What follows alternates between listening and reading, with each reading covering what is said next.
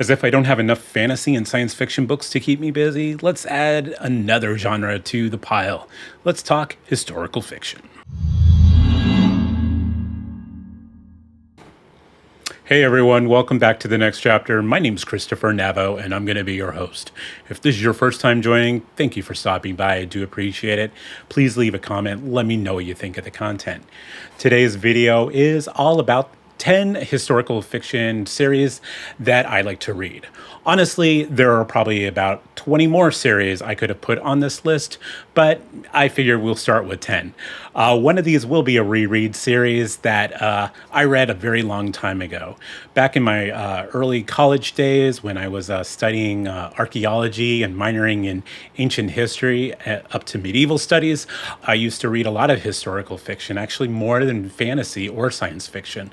So I want to get a little more of that back into my reading routine here. Not as much as the fantasy and not as much even as science fiction, but I do want to pop in a historical fiction series. And so these first 10 that I'm going to pick out just seem the most appealing to me, the most popped out to me.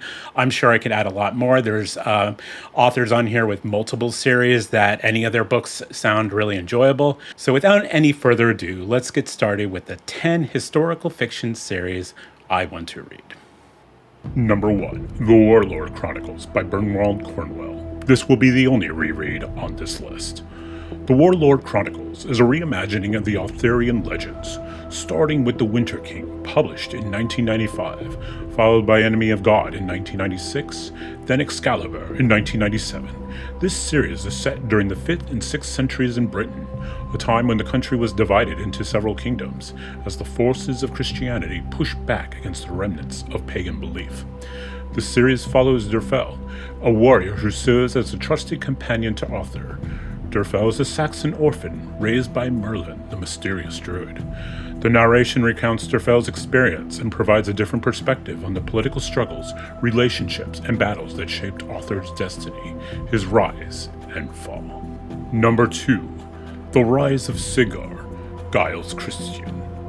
This Viking Age trilogy consists of 3 novels: God of Vengeance, published in 2014, followed by Winter's Fire in 2016, and Wings of the Storm in 2017.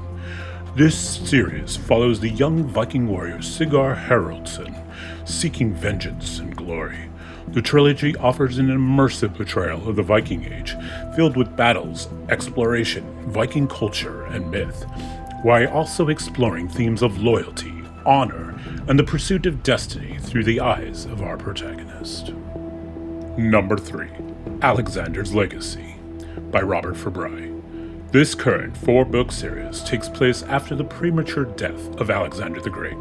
The series begins with To the Strongest, published in 2020, then follows every following year with The Three Paradises, An Empty Throne, and Babylon, just released in April 2023. Alexander named no heir, and the battle for the throne begins through schemes and plotting. Uneasy alliances are made with each rival having their own agenda. The question of who will emerge victorious, whether it would be the half-chosen, the one-eyed, the wildcat, the general, the bastard, or the regent, only one man or woman will be left standing. Number 4, The Boudica series by Manda Scott. A historical fiction saga that tells the story of Boudica, the legendary Celtic warrior queen.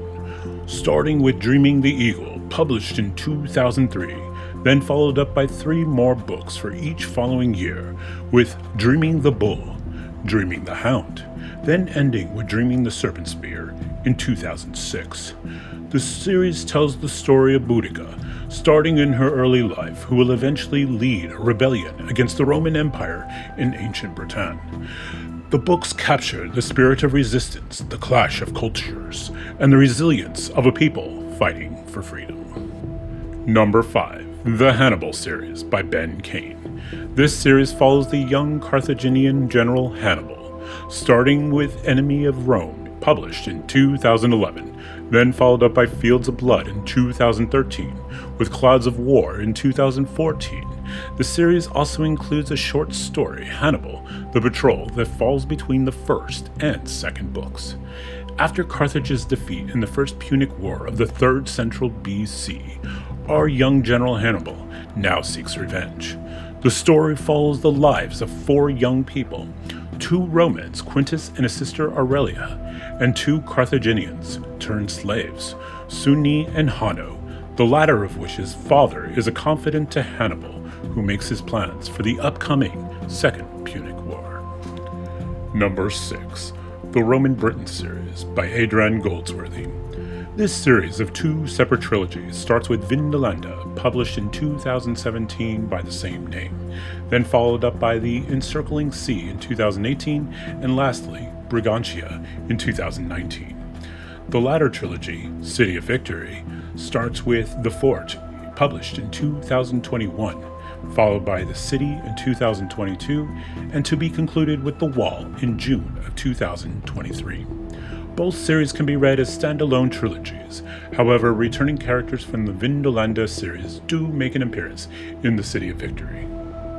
Vindolanda starts in AD 98, during the reign of Emperor Trajan. The story follows Titus Flavius Ferrex, once a local tribesman of the Silures, which is now modern-day southern Wales. Titus is sent away as a hostage to be educated and trained in the Roman army, and become a centurion. He returns home and his world is now torn between his Roman upbringing and his birth roots in Britannia. The City of Victory series returns to the central focus character of Titus in the year of AD 105. This time Titus must deal with former rebels under his command, while a man named Adrian, the Emperor's cousin, has plans of his own. Number 7. The Wolf Den Trilogy by Elodie Harper. This trilogy is set in the once thriving city of Pompeii, prior to the famous Mount Vesuvius eruption of AD 79. The series starts with The Wolf Den, published in 2022, with the House of the Golden Door soon to follow the same year. The trilogy wraps up with the Temple of Fortuna on November 2023. We follow a young woman named Amara. After her father recently passes, Amara's mother sells her to slavery at Pompeii's brothel, the Wolf Den. Determined to earn her freedom, Amara learns her way through the streets of Pompeii, where opportunities for freedom lie, but everything has a cost. Number 8. The Wolf Hall Trilogy by Hilary Mantel. We forward a bit through history to the Wolf Hall Trilogy, set during the English reign of Henry VIII. The series starts with Wolf Hall, published in 2009. Followed by Bring Up the Bodies in 2013, then finally The Mirror and the Light in 2020. We follow Thomas Cromwell, a humble blacksmith's son who rises to be a trusted advisor to Cardinal Wolsey, a confidant of the king. All 3 novels follow the rise of Thomas's political career. Mantel puts together in the spotlight this often overlooked prominent member of the Tudor court during this often treacherous and intriguing time in British history. Number 9. The Essex Dog Trilogy by Dan Jones.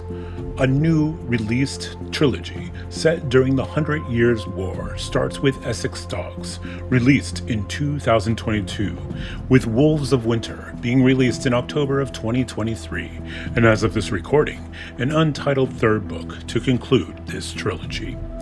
The first book follows 10 unruly men made up of archers and men-at-arms that land on the beaches of Normandy, calling themselves the Essex Dogs. Led by a seasoned captain whose best days are behind him, they head into enemy territory to enter a fight that will forge nations. Jones's book is rooted in historical accuracy, giving readers a view of medieval war and the lives of ordinary people caught in it. Number 10. The Conqueror series by Conn Iggulden. With Iggulden being widely renowned for many successful and highly praised series, Genghis is chosen here due to the fact that it is one series by this author I still have not read. Genghis is made up of 5 novels. The first novel is known by 2 names, The Wolf of the Plains or The Birth of the Empire, published in 2007, Lords of the Bow and Bones of the Hills, both published in 2008, then Empire of Silver in 2010, and ending with Conqueror in 2011. The historical fiction series primarily focuses on Temujin, destined to become Genghis Khan, and his following descendant Kublai Khan, and their conflicts with Central Asia, Persia, and Eastern Europe, up to the rise of the Yuan dynasty in China.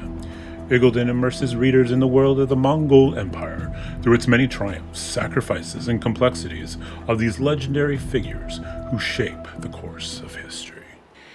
Yeah, and that's the list I have for at least this video. I'm sure, like I mentioned, I could add on another 10 more series on here if I wanted to. Let me know if you read any of these series or any of these authors and maybe some of their other series that they have out. Let me know in the comments. Otherwise, my name is Christopher Navo. Thank you for watching. Thank you for subscribing. And I hope to see you in the next chapter. Take care. Number 1, the Warlord Chronicles. I don't even know what I wrote here. The Warlord Chronicles. The War Chronicles. This doesn't even make sense. We follow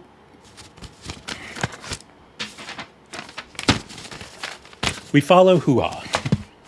The Warlord Chronicles by Bernard.